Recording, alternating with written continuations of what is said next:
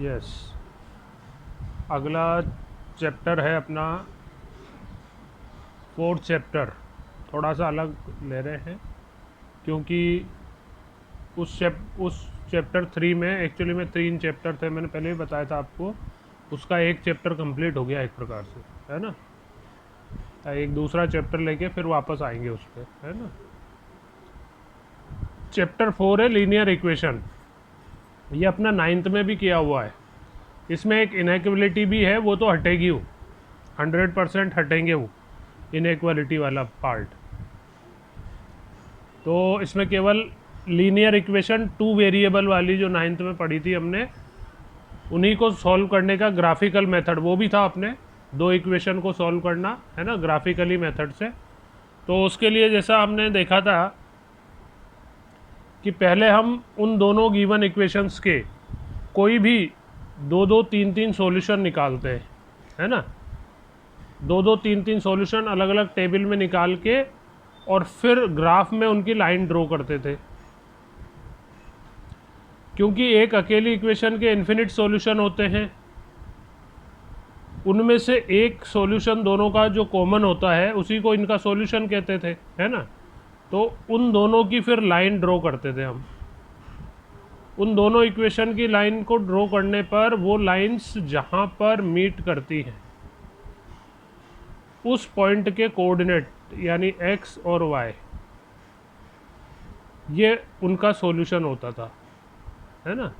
ये मेथड सीखा था हमने 9th क्लास में, ग्राफिकली सॉल्यूशन का, ठीक है ना। तो first we find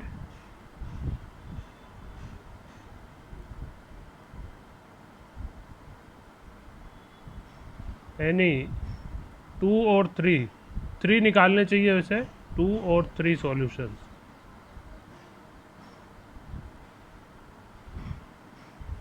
of each equation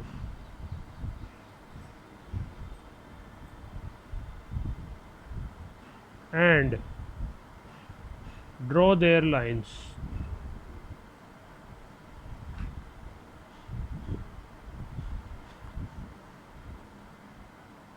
Where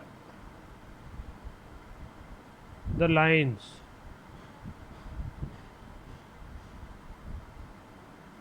intersect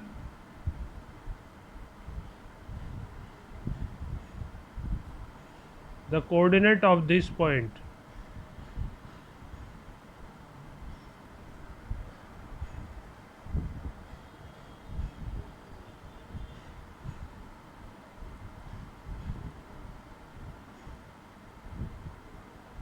will be the solution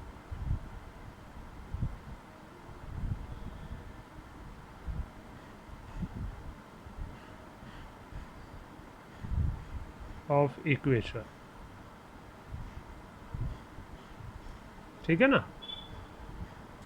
इसमें साथ में हम सॉल्यूशन का नेचर भी ले लेते हैं, वो भी था 9th में भी था।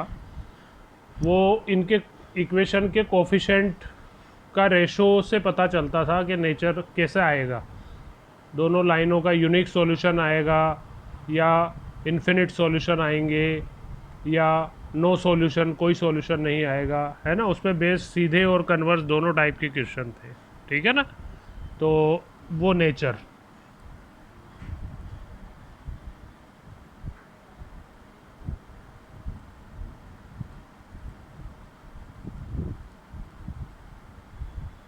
देखो जैसे ये 2 इक्वेशन है अपनी 2 वेरिएबल वाली, a1x plus b1y plus c1 is equals to 0, और दूसरी इक्वेशन है a2x plus b2y plus c2 equals to 0, ठीक है। तो इसमें पहली कंडीशन यूनिक सॉल्यूशन की,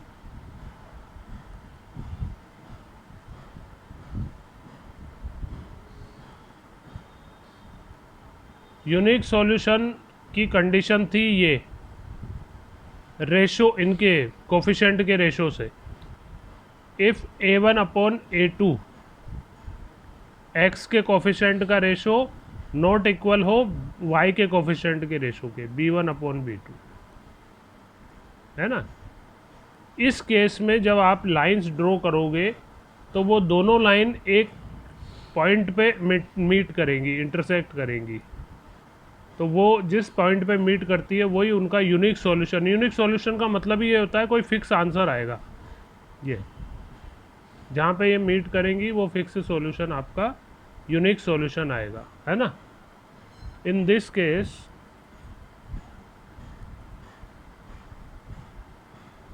both lines intersect at a point।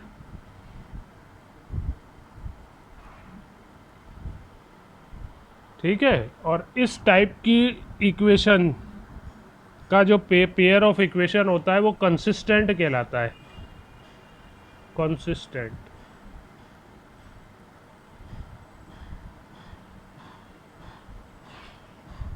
ठीक है। दूसरी कंडीशन इन्फिनिट सॉल्यूशन।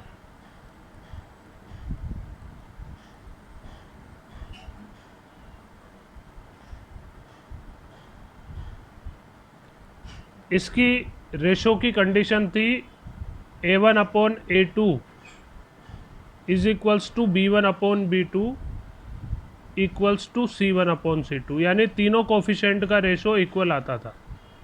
उस केस में इन्फिनिट सॉल्यूशन आते थे। और इस टाइप की इक्वेशन का जब ग्राफ ड्रॉ करोगे आप तो वो ग्राफ में वो दोनों लाइन आएगी कोइंसिडेंट। कोइंसिडेंट मतलब एक लाइन के ऊपर दूसरी लाइन। जैसे ये एक लाइन है AB, दूसरी लाइन भी उसी पे आएगी CD, दोनों एक ही लाइन पे आ रही होंगी, है ना। इसमें तो ये अलग अलग थी यूनिक सॉल्यूशन में, है ना। उसी में एक ही लाइन पे आएगी, इसका मतलब हर पॉइंट सॉल्यूशन है, इसलिए इन्फिनिट सॉल्यूशन है। इस कंडीशन की इक्वेशन भी कंसिस्टेंट ही कहलाती है ना। पेयर जो होता है वो कंसिस्टेंट पेयर कहलाता है। In this case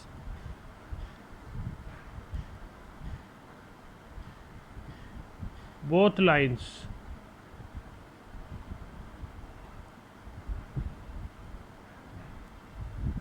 are coincident। That means common line।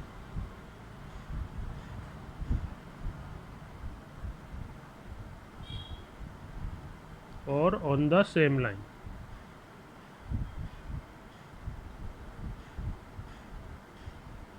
ये भी कंसिस्टेंट पेयर ही कहलाएगा।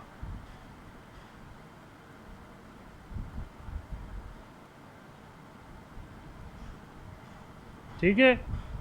तीसरी और लास्ट कंडीशन आती है नो सॉल्यूशन।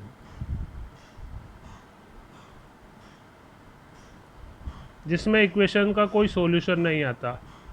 इसमें कोफिशिएंट के रेशो की कंडीशन थी A1/A2 इक्वल हो B1/B2 के, और बट नॉट इक्वल हो C1/C2 के।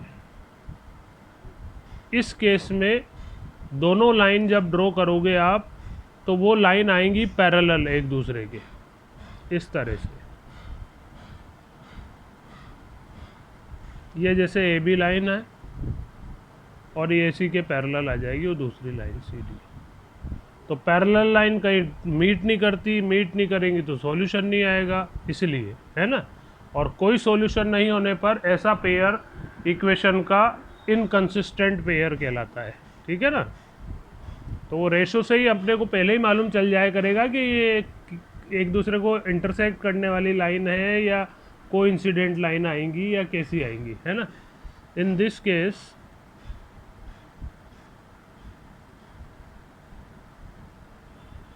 both lines are parallel।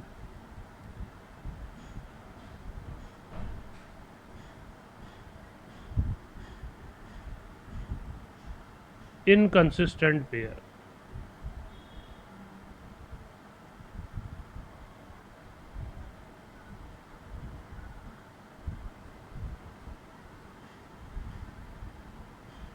ठीक है। तो ये सारी बातें हमने 9th में भी ली थी, है ना। ये 6 मार्क्स का एक ही क्वेश्चन आता है इसका सॉल्यूशन ग्राफिकली सॉल्व करने का, 100% आएगा वो। देखो अब एग्जांपल लेते हैं। On comparing the ratio a1/a2 b1/b2 c1/c2 find out whether pair of linear equation are consistent और इनकंसिस्टेंट। इनके रेशो के कंपैरिजन से हमें बताना है कि कंसिस्टेंट है या इनकंसिस्टेंट है ना। तो यूनिक सॉल्यूशन और इन्फिनिट सॉल्यूशन में तो कंसिस्टेंट होता है और नो सॉल्यूशन में इनकंसिस्टेंट होता है ना। तो जैसे ये है फर्स्ट पार्ट में इक्वेशन ये दे रखी है, तो हियर a1/a2 x के कोफिशिएंट का रेशो देखें 2/1, b1/b2 y के कोफिशिएंट का रेशो देखो 3/5। तो ये तो दोनों इक्वल नहीं आ रहे, इसलिए यूनिक सॉल्यूशन है। Therefore a1/a2 is not equal to b1/b2। So equation has unique solution.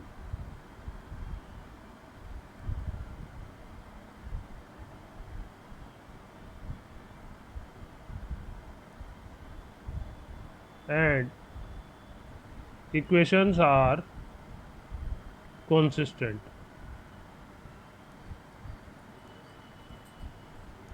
ठीक है, और देखें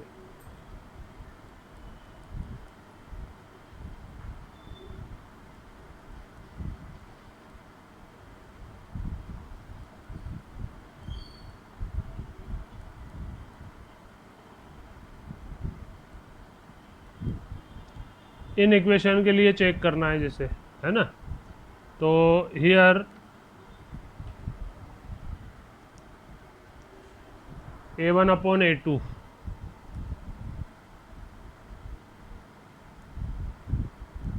2/4, तो ये कैंसिल होके 1/2, b1/b2 ये 3/6, ये भी वो कैंसिल होके 1/2, c1/c2 ये भी -5/-10, ये भी 1/2। तो तीनों इक्वल आ रहे हैं, है ना। So a1/a2 equal to b1/b2 equal to c1/c2। तो ये इन्फिनिट सॉल्यूशन का केस है और इस केस में भी कंसिस्टेंट होती है इक्वेशन, है ना, इन्फिनिट सॉल्यूशन।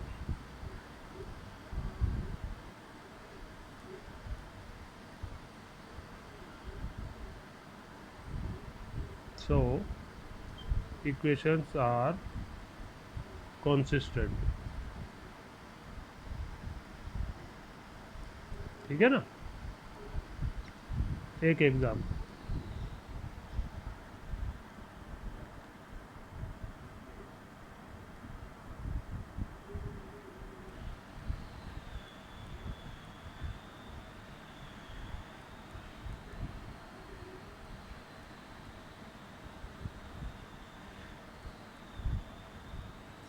ये है जैसे इक्वेशन, है ना। तो यहाँ चेक करें इसमें a1/a2 की वैल्यू 5/15 कैंसिल होके ये आ रही है 1/3, b1/b2 -7/-21 ये भी कैंसिल होके 1/3 ही आ रहा है, और c1/c2 ये आ रहा है 3/1। तो c1/c2 इनके इक्वल नहीं आ रहा, a1/a2 और b1/b2 इक्वल आ रहे हैं।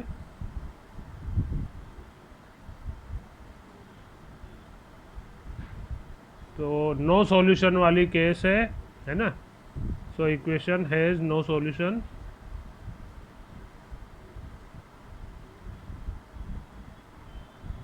And equations are inconsistent.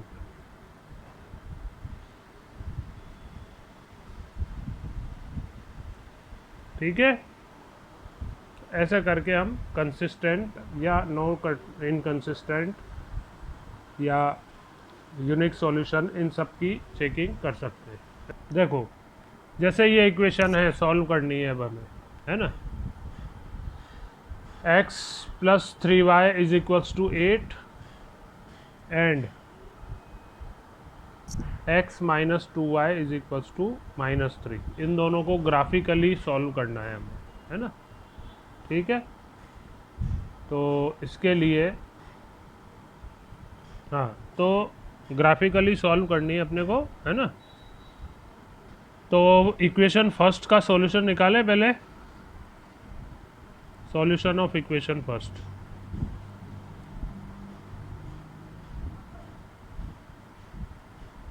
तो हम क्या करते थे उसमें, किसी एक वेरिएबल के को एक तरफ रख के बाकी सब दूसरी तरफ ले जाते थे। जैसे x को इधर रख के y वगैरह सबको एक तरफ, एक वेरिएबल को दूसरे वेरिएबल की टर्म में शो कर चेंज कर लेते थे। उससे सॉल्यूशन निकालना आसान हो जाता था, है ना। तो 2x is equals to 3y को उधर ले जाओ, 8 माइनस 3y, है ना।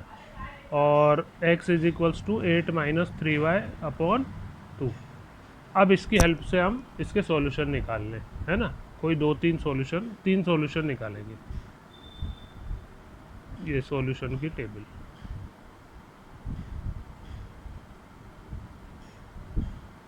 ये x की वैल्यू, ये y की वैल्यू। तो जैसे y is equals to 0 put किया, तो x इज इक्वल्स टू आएगा आपका 8 माइनस 3 इंटू 0 अपॉन 2, तो 8 upon 2 4।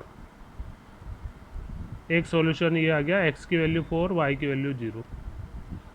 y is equals to 2 put करें, तो 3 2 जा 6, 8 minus 6, x is equals to 8 minus 3 into 2 upon 2। 8 minus 6 तो ऊपर 2 बचेगा, 2 अपॉन 2 दैट इज़ 1। तो एक सॉल्यूशन ये आ गया, x1 y2। एक सॉल्यूशन और निकाल लें, y इज इक्वल्स टू 4 रख लो, x is equals to 8 minus 3 into 4 upon 2। तो 8 माइनस 12, तो माइनस के 4 बचेंगे ऊपर, अपॉन में 2, 2 2 जा 4, x की वैल्यू -2, y की वैल्यू 4। ऐसे करके इस 4 सॉल्यूशन आ गए। ग्राफ में प्लॉट करने के लिए 3 पॉइंट आ गए, 3 सॉल्यूशन, है ना। इनको कुछ भी नाम दे दो, ABC। अब सेकंड इक्वेशन ये है अपनी, x minus 2y is equals to -3, है ना। इस इक्वेशन का सॉल्यूशन के लिए हम x के लिए सॉल्व कर लें इसको, 2y को उधर ले जाओगे तो प्लस का हो जाएगा, 2y माइनस 3 यूँ हो जाएगा, x is equals to solution of